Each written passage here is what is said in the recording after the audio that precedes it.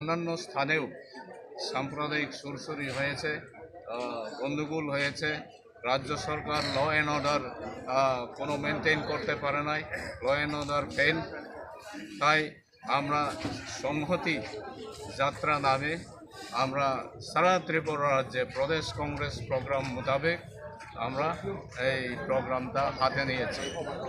Plus সঙ্গে সঙ্গে রাজ্য সরকার এই বিদ্যুতের দাম থেকে শুরু করে দ্রব্যমূল্য বৃদ্ধি, সবটাই বৃদ্ধি আস্তে আস্তে। এখন ত্রিপুরার মানুষ কোনো কিছু বলে না, আর বিরোধী দলও কিছু না বললে তো কিছুই হয় না।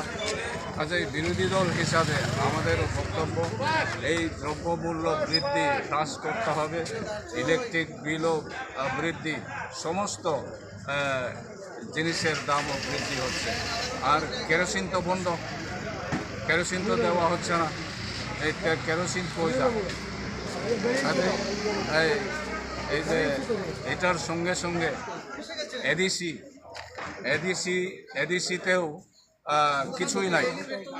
রাজ্য সরকার থেকে কনসোলিডেটেড ফান্ডের মাধ্যমে এডিসি ফান্ড ফ্লো হয়, এই একটা রাস্তায় ফান্ড ফ্লো হয়, এডিসিতে টাকা সংকলন হয় না। অতএব এডিসিতেও কোনো উন্নয়নমূলক কাজ হয় না। মথা পার্টি বিজেপির সঙ্গে যোগ দিয়েছে, এরপরেও কোনো কিছু হয় না। এরপরেও মথা পার্টি কিছু করতে পারে না। এখন কনসোলিডেটেড ফান্ডের মাধ্যমে লিমিটেড ফান্ড এডিসিতে যায়। এটার জন্য আমরা দাবি করেছিলাম 125তম সংশোধনী বিল।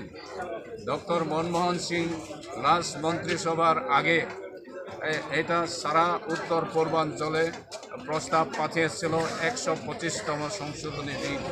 এই বিলটা 10 বছর হয়েছে, বিজেপি কোনো হাত দেয় নাই, বিজেপি কোনো গুরুত্ব দেয় নাই, বিজেপি কোনো কিছুই বলে নাই এই 125তম সংশোধনী বিল ব্যাপারে। অতএব এই 125তম বিল সংশোধন করে পার্লামেন্টে পাস করে এরপরে ভিলেজ কাউন্সিল ইলেকশন দেওয়ার জন্য আমরা দাবি রেখেছিলাম।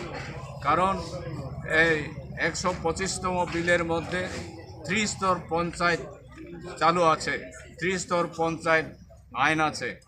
এই 125তম এডিসির সংশোধনী বিল যদি লোকসভায় পাস হয়, তাহলে এডিসিতে ত্রিস্তর পঞ্চায়েত চালু হবে।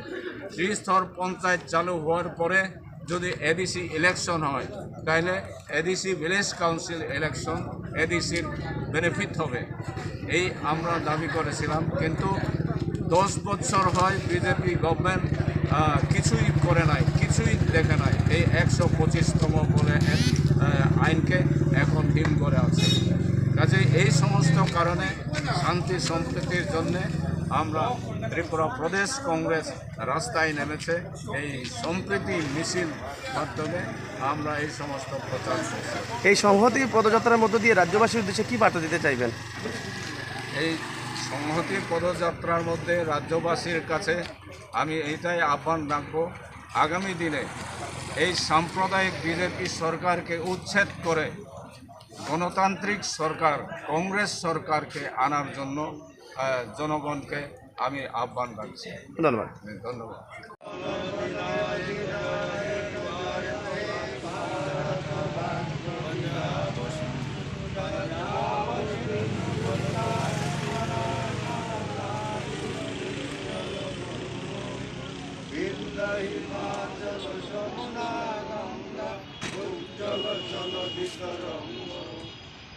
শুভ নামে গাহে তব শুভ আশিস ভাগে গাহে তব জয় গাথা জন গণ মঙ্গল দায়ক জয় হে ভারত ভাগ্য বিধাতা জয় হে জয় হে জয় হে জয় জয় জয়